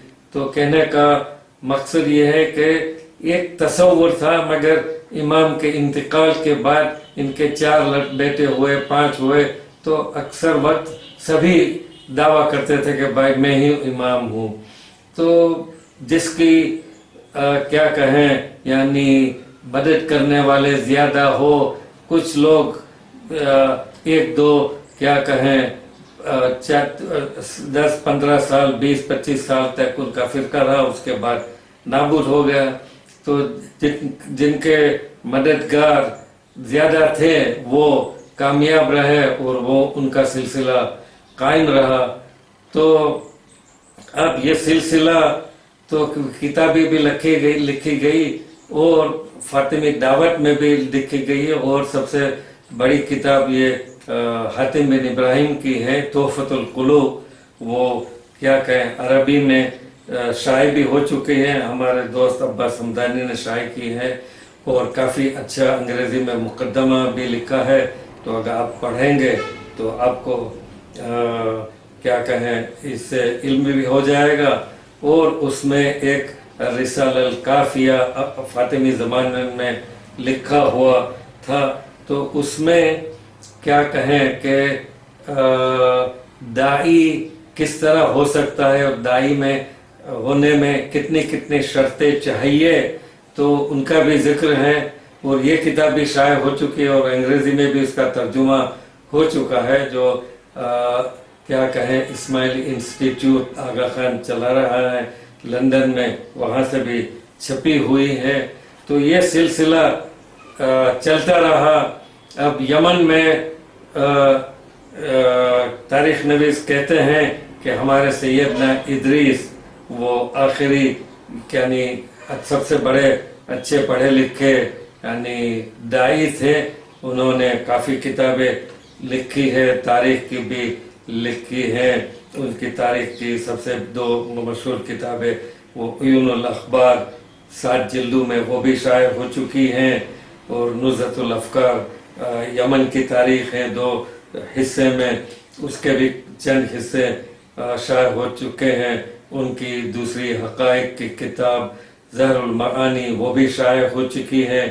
तो ये कि हमारे मुल्ला उल्ला कहें कि ये तो दावत की किताबें आप नहीं सकते और हम उसको आपको पढ़ने के लिए इजाज़त आपको नहीं मिल सकती, तो ये तो एक ढकोसला है। ये किताबें शाये हो चुकी है, आप भी हासिल कर सकते हैं और पढ़ सकते हैं। इस पे तो ये लोग क्या कहें, वो उनका कोई कब्जा नहीं कर सकते। तो उसके बाद यमन के हालात भी कुछ बदलने लगे और वहाँ ओटोमन टर्किश रूल कायम हुआ। तो वो टर्क उन्होंने इस्लाम कबूल किया था, वो सुन्नी इस्लाम था और वो काफ़ी शियों के खिलाफ थे, काफ़ी सख्त थे। तो वहाँ के आखिरी दुआत ने देखा कि भाई यहाँ से दावत का इंतज़ाम करना यानी बहुत ही दुश्वार होगा, मगर उससे पहले यहाँ हिंदुस्तान में दावत का मरकज़ यानी कायम हो चुका था। और दो शख्स का जिक्र करूँगा यहाँ। एक हमारे हसन बिन नू भरूची, पता नहीं वो भरूची नाम किस तरह दिया गया, मगर वो जामनगर और वहाँ के थे राजकोट उस इलाके से। तो वो यमन यहाँ पढ़ाई ख़त्म करने के बाद यमन गए। तो यमन में भी उन्होंने काफ़ी इल्म हासिल किया और उन्होंने 7 जिल्दों में किताबुल अज़हर के नाम से किताब लिखी है। वो भी काफ़ी पढ़े लिखे हैं आदमी थे। तो उस ज़माने में एक हमारे नाम याद आ रहा है, सबसे पहले हमारे हिंदुस्तानी दाई, उनका नाम मैं समझता हूँ सैयदना अगर मुझे यहाँ मेरे कंप्यूटर में मिल सकेगा तो आपसे कहूँगा। तो वो यमन पढ़ने के लिए उनको भेजा गया, क्योंकि यमन में पढ़ने वाले बहुत ही कम रह गए थे। तो वो यमन में आए तो आपके यूसुफ, हाँ सैयदना यूसुफ, वो सिद्धपुर के थे, तो वो आए पढ़ने के लिए यमन में। तो आपके पहले उस्ताद कौन थे? हसन बिन नो, वो वहाँ हिंदी के नाम से मशहूर थे। उसके बाद जो भी दाई थे उन्होंने वहाँ से इल्म हासिल किया और देखा कि भाई यमन में कोई दावत का इंतज़ाम करना ये ओटोमन टर्क्स के आने से ज़रा दुश्वारी भी हो रही थी और पढ़े लिखे आदमी नहीं थे। तो सैयदना यूसुफ को उन्होंने क्या कहें दाई कायम किया। तो ये यमन का सिलसिला अब जा रहा है, हिंदुस्तानी दुआत होते हैं। तो अब उसमें ज़्यादा तफासिल में मैं जाना नहीं चाहता, मगर इस यहाँ फिर वो अलवी हमसे अलग हुए जो कुछ भी हुए। और हम दाऊदी इस तरह से क्या कहें मशहूर हैं कि सैयदना दाऊद बिन कुतुब साहब, उनके सामने ये अलवियों का दावा था। तो इस लिहाज से तैयबी मुस्ताली तैयबी के बाद हम दाऊदी या बोहरा, यहाँ हिंदुस्तान में बोहरे आपको पता होगा, वो गुजराती में मीनिंग टू ट्रेड के टू डू बिजनेस, क्योंकि हम भी सब हैं वो बनिए थे, हमारे आबा अजदाद।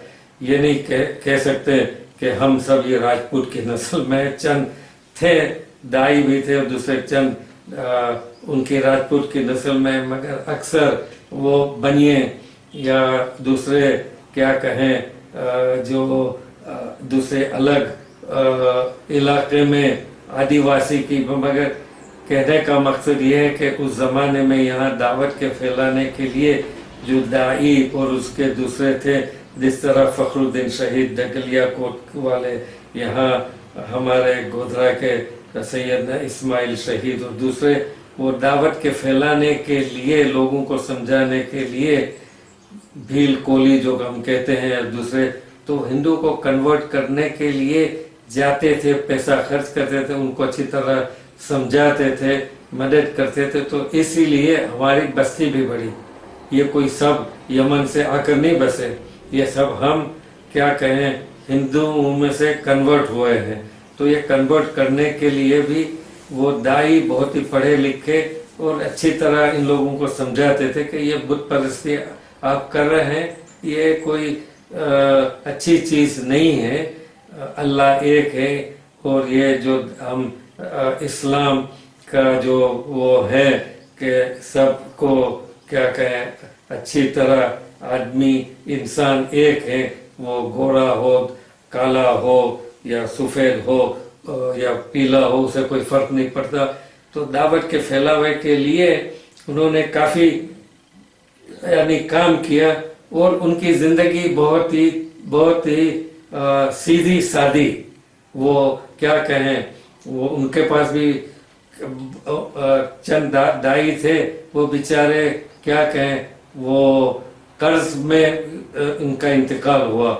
दावत की खिदमत के लिए पैसे नहीं थे, हमारे बोहरे कौम व्यापारी थे तो कुछ उनको पैसे की भी मदद करते थे, मगर कभी कभी वो उनको अक्सर दाई थे बेचारे कर्ज में डूब गए थे, तो हमारे बोहरे उनकी मदद भी करते थे। और बाद में हमारे यहाँ सखावत का जो रिवाज है वो तो काफ़ी पुराना है। जितने भी आदमी उनके तिजारत में जो या कारखाना खोला जिसमें बरकत हुई, तो हर जगह ये दरगाह भी हुई तो उन्होंने बनाए, फिर उसके लिए मुसाफर खाने बनाए, उसके लिए वो गले में जो पैसे जमा होते थे तो वो वहाँ तो उसका बंदोबस्त उसी शहर में होता था।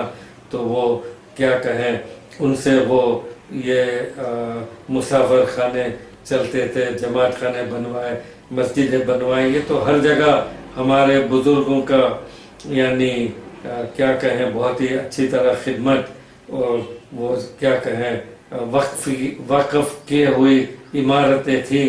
اب آج اس کا حال کیا ہے وہ تو آپ یعنی اگر کچھ تفتیش کریں گے تو آپ کو پتہ چل جائے گا.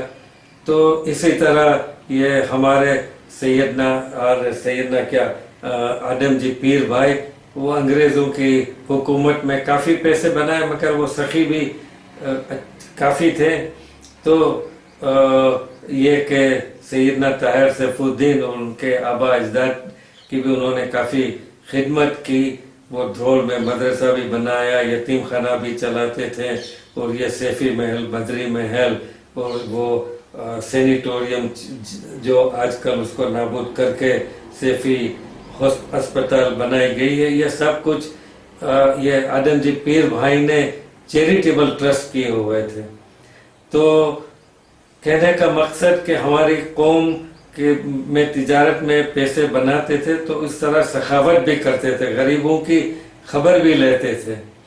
مگر آج کا دیکھیں تو وہ کچھ حالت عجیب ہی ہیں. بہت سے لوگ کیا کہیں بہری غریب بھی ہیں، عورتیں بیوہ بھی ہیں، ان کو کوئی نہ خبر لینے والا کچھ نہیں، اور کوئی ہماری تعلیم کے لیے کوئی ٹھیک سے مدرسے جس کو کہیں اپ ٹو دی اسٹینڈرڈ کہ 20th سینچری یا 21ویں صدی کے مقابلے میں اس طرح کے بہت ہی کم ہیں. تو اب واپسی یہ کہ یہاں بھی جو سلسلہ دعوت کا چلا تو کوئی مونوپولی یا کیا کہیں ایک ہی فیملی کی نہیں تھی، وہ اس کو کیا کہیں ترتیب الحدود تھی. تو اس طرح پڑھے لکھے لوگوں کی قدر دائی کرتے تھے، ان کو آگے مسجد میں یا وعظ میں وہ بٹھاتے تھے اور اچھی طرح انتظام چلتا تھا. اب آپ کو سنا ہوگا مگر میں ذرا اور تفصیل سے بیان کروں گا کہ ہمارے سیدنا سیف الدین بدر الدین 46ویں دائی، اکثر کہنا ہے بزرگوں کا اور کچھ کتابیں بھی کافی لکھی گئی اس میں بھی، تو کہتے ہیں کہ ان کا یکایک انتقال ہو گیا، محمد بدر الدین. تو انہوں نے نس نہیں کی تھی. تو اب کیا ہوا کہ نس نہیں کی تھی تو وہ سورت میں تھے، سورت میں کافی وہ علماء تھے، سیفی درس بھی تھا. تو وہاں ان کو جب پتہ چلا کہ بات اس طرح کی ہوئی ہے تو 4 علماء جمع ہوئے اور انہوں نے سوچا کہ اگر یہ قوم کو خبر دی جائے کہ بھائی یہ ہمارے دائی جو عقیدہ تو ہے کہ وہ ان کا انتقال نہیں ہو سکتا بغیر نس کیے ہوئے، مگر یہ تو تاریخ میں اس طرح بنا، تو اب کیا کیا جائے. تو انہوں نے سوچا کہ اگر اس طرح اگر ہم ظاہر کریں تو پھر قوم کا کیا ہوگا، وہ فرقہ بٹ جائے گا، بورے کی ہستی بالکل نابود ہو جائے گی. تو وہ چاروں نے اتفاق کر کے ہمارے کیا کہیں یوسف نجم الدین کو دائی ناظم بنایا، عبد القادر نجم الدین کو.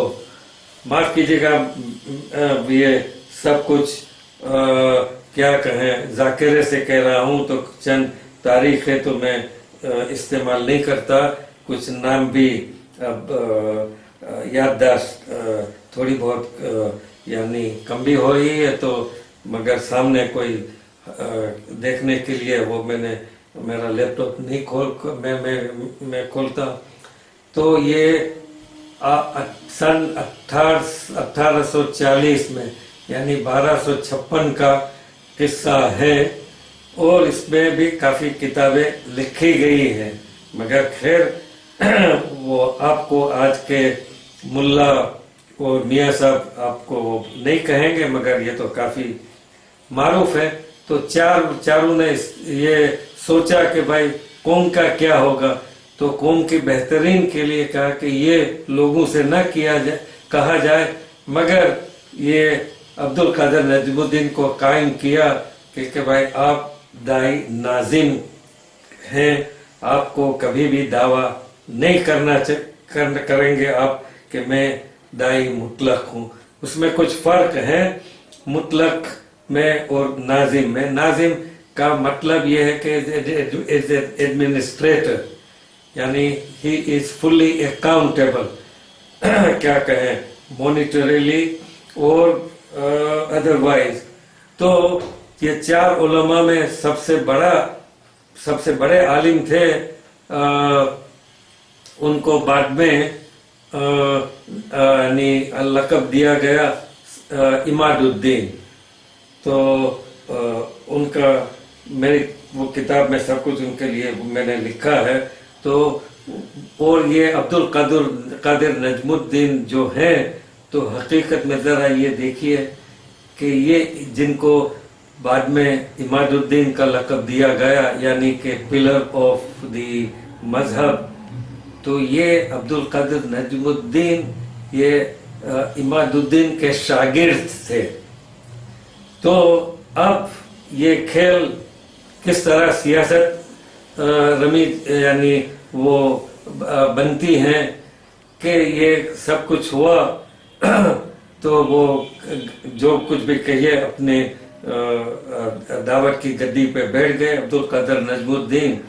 تو اس کے بعد اپنے استاد عماد الدین جو سب سے بڑے عالم تھے چاروں میں، تو ان کو مقاصر کا لقب ان کو مقاصر بنایا، اور اس کے علاوہ بھی یہ کہ اپنے بیٹے بیٹیوں کا بھی شادیوں سے وہ رشتہ اور مضبوط کیا۔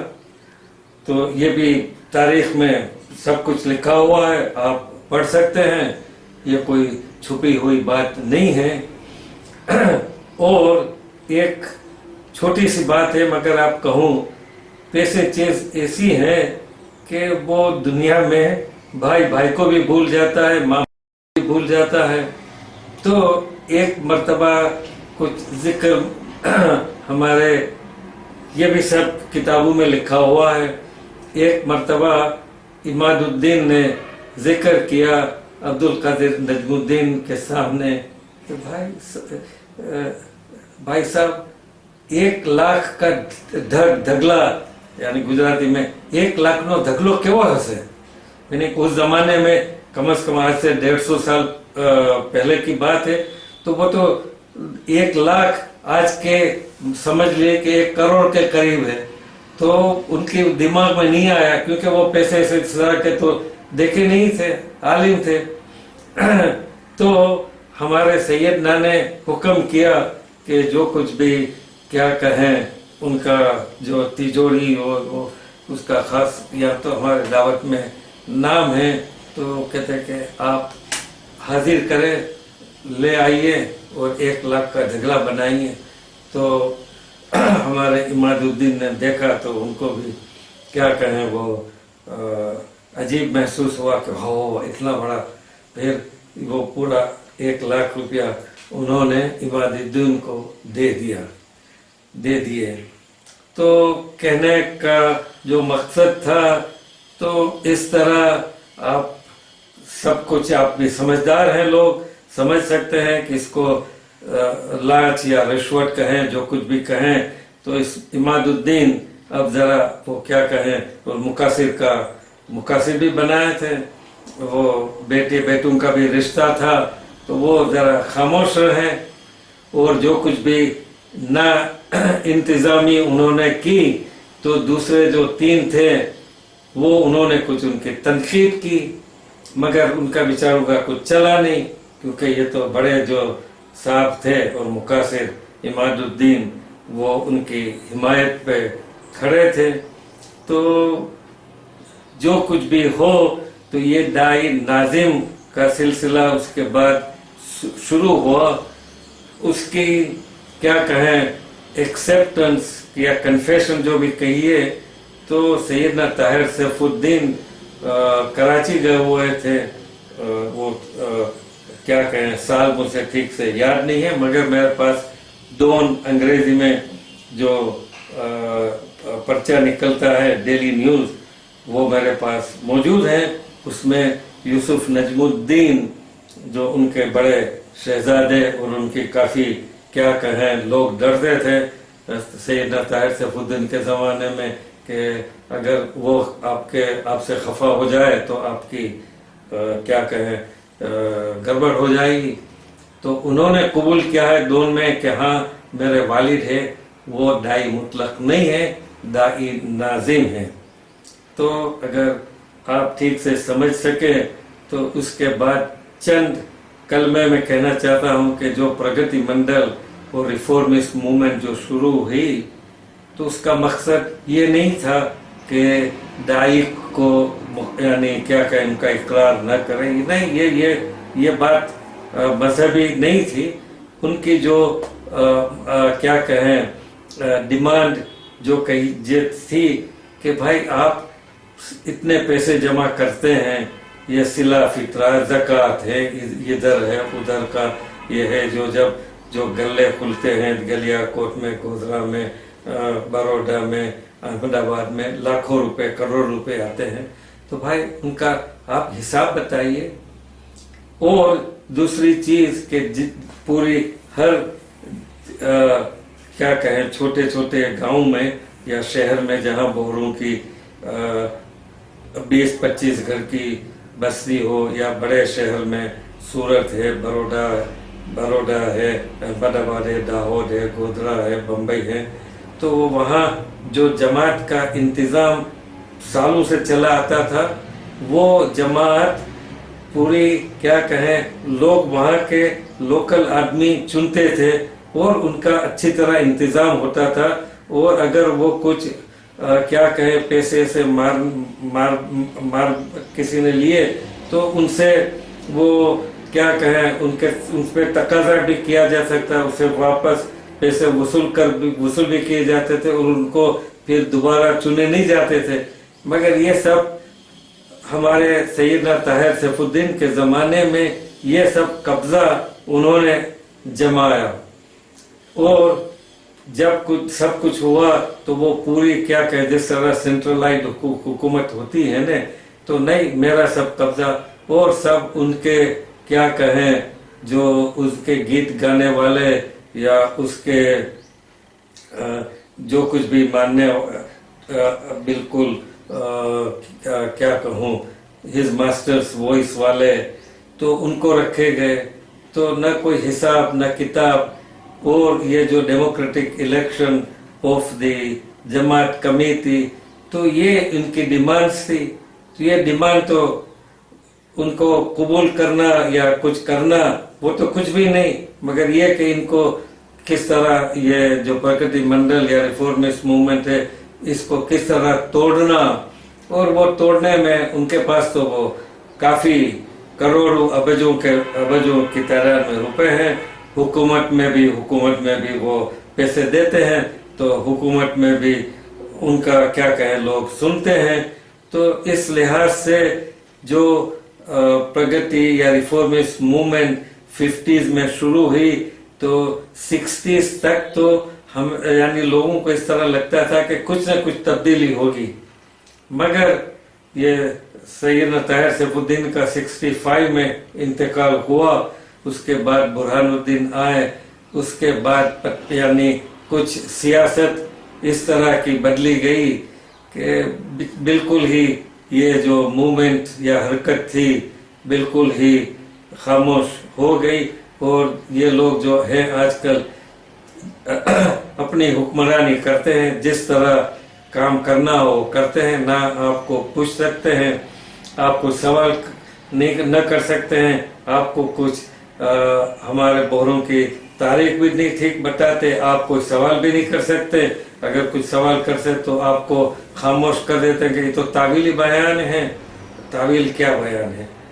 ये अगर तावील में अगर मैं बात करूं, मैंने काफ़ी लिखा है तो 1 घंटा लग जाएगा। मगर वो तावील आवील क्या कहें, इस ज़माने में 21वीं सदी में हमारे जवान लोग, या अगर आप भी अपनी अक्ल इस्तेमाल करें तो आप भी कबूल नहीं करेंगे कि ये तो आप हमें क्या कहें गधे बना रहे हैं तावील के नाम पे। तो कहने का मकसद है कि आप अपनी आँख खोलिए और उनसे कुछ सवालात कीजिए कि भाई इस तरह के पहले दुआत नहीं थे, आपकी ये जाहो जलाली किसके पैसे पर, और देखिए कि कौम में कितनी गुर्बत और फकीरी है, तो उसको दूर कीजिए और दूसरे लोगों से भी अच्छी तरह मामला रखें। अगर आप से कोई सवाल करे तो ठीक है, उनको जवाब दें। आप तो क्या खुदा बन बैठे हैं कि आप कहते हैं कि आप मुझसे सवाल नहीं कर सकते? अरे वो उस जमाने में फातिमी की हुकूमत थी तो लोग और दाई इमाम को भी सवाल करते थे, कभी कभी इमाम उसका जवाब भी नहीं दे पाते थे। अगर आपको पढ़ना है ठीक से तारीख में क्या है क्या नहीं, तो मेरी कुछ कम से कम 11-12 किताबें हैं और कुछ 50-60 के करीब मकाले भी हैं। अगर आप पढ़ें तो ठीक है, अगर न पढ़े तो हमारे जाहिद अली की सिर्फ 2 किताबें पढ़े तो आपकी आंख खुल जाएगी कि ये क्या तमाशा हो रहा है। तो अगर इस तकरीर का कोई नतीजा या कोई क्या कहें वो फल निकले तो मकसद मेरा ये है, मैंने भी अपना वक्त लिया और उर्दू में मैं, क्योंकि मेरी ज़ुबान लिखना पढ़ना अरबी और अंग्रेज़ी में है, तो इस तरह गुजराती या उर्दू में मुझे भी ज़रा क्या कहें सोचना पड़ता है, क्योंकि इस 50 साल से इस ज़ुबानों का इस्तेमाल मैं करता नहीं। घर पे भी मेरी न गुजराती ज़ुबान है न उर्दू है, क्योंकि मेरी बीवी अरब है। तो इस लिहाज से अगर कुछ ठीक से मैं समझा न सका तो माफ़ कीजिएगा, मगर मकसद ये है कि आप आँख खोलें और जो तरह कौम कहाँ जा रही है ये भी तो देखिए।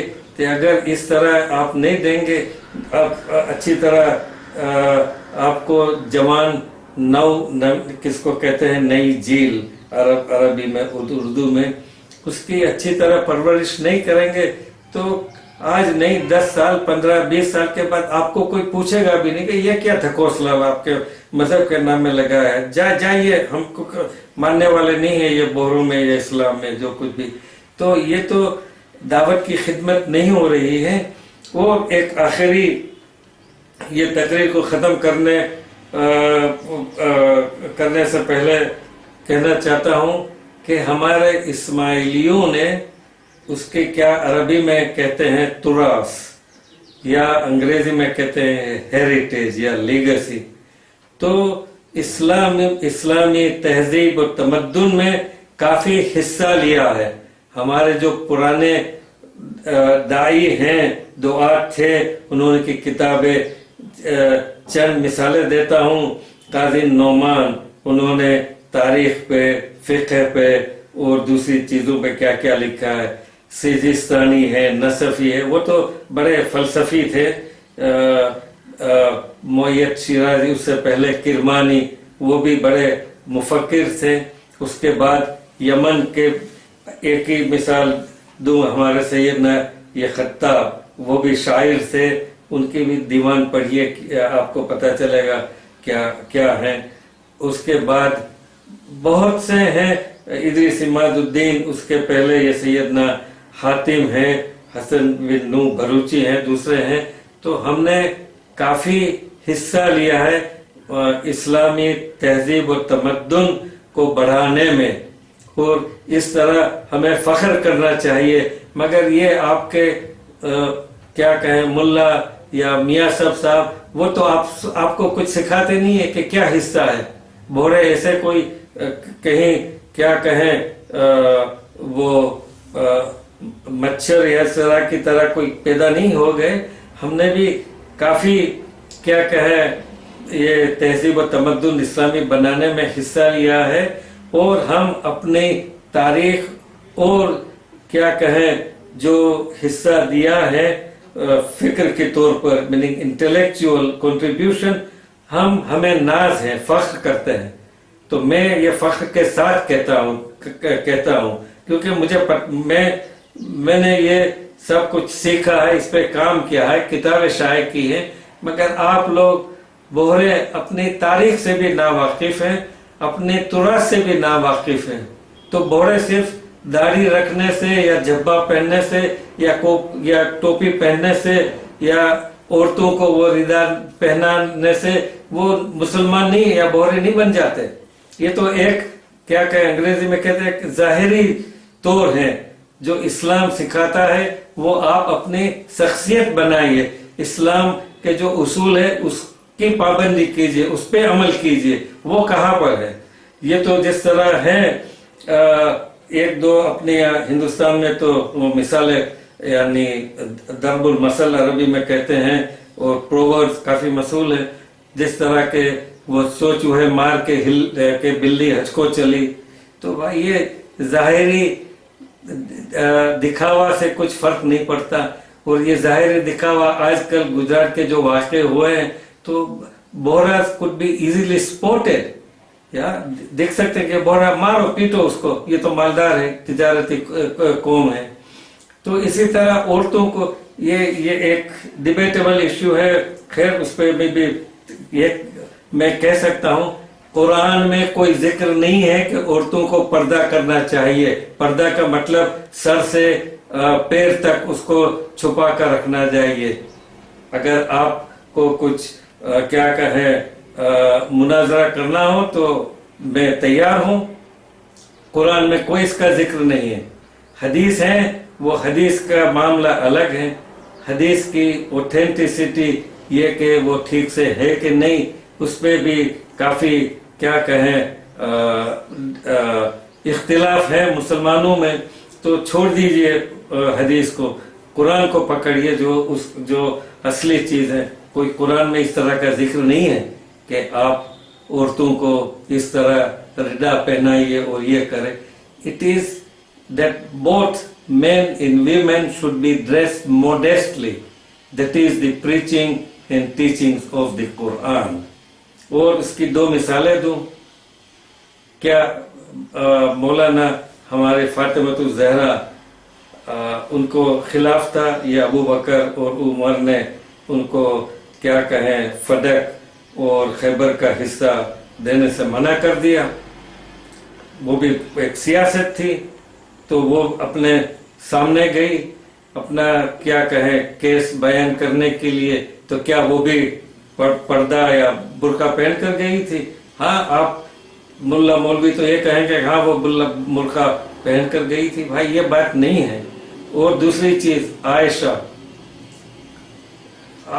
ہمارے امام علی کے سامنے لڑنے آئی تھی تو وہ بھی پالکی میں بیٹھی ہوئی کیا کہے اونٹ پہ وہ سپاہیوں کو وہ کہہ رہی تھی کہ یہاں لڑو، یہاں جاؤ، وہاں جاؤ. تو کیا اس نے بھی برقع پہنا تھا؟ یہ تو بعد میں برقعے کی سب کچھ آیا. اور یہ برقع کو اسلام نہیں ہے. جو اسلام جس طرح پہلے کہا وہ آپ شخصیت بنائیے اس کے جیسی اور اس پہ عمل کیجئے تو آپ ٹھیک سے وہ مسلمان یا بہرے کہلائیں گے.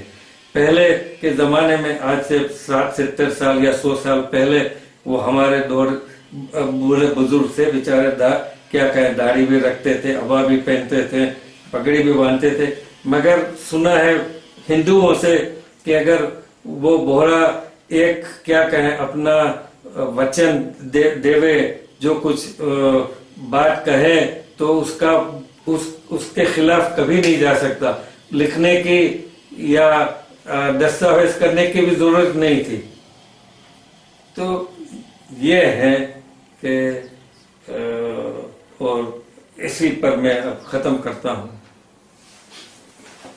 Well, so very good. Very good.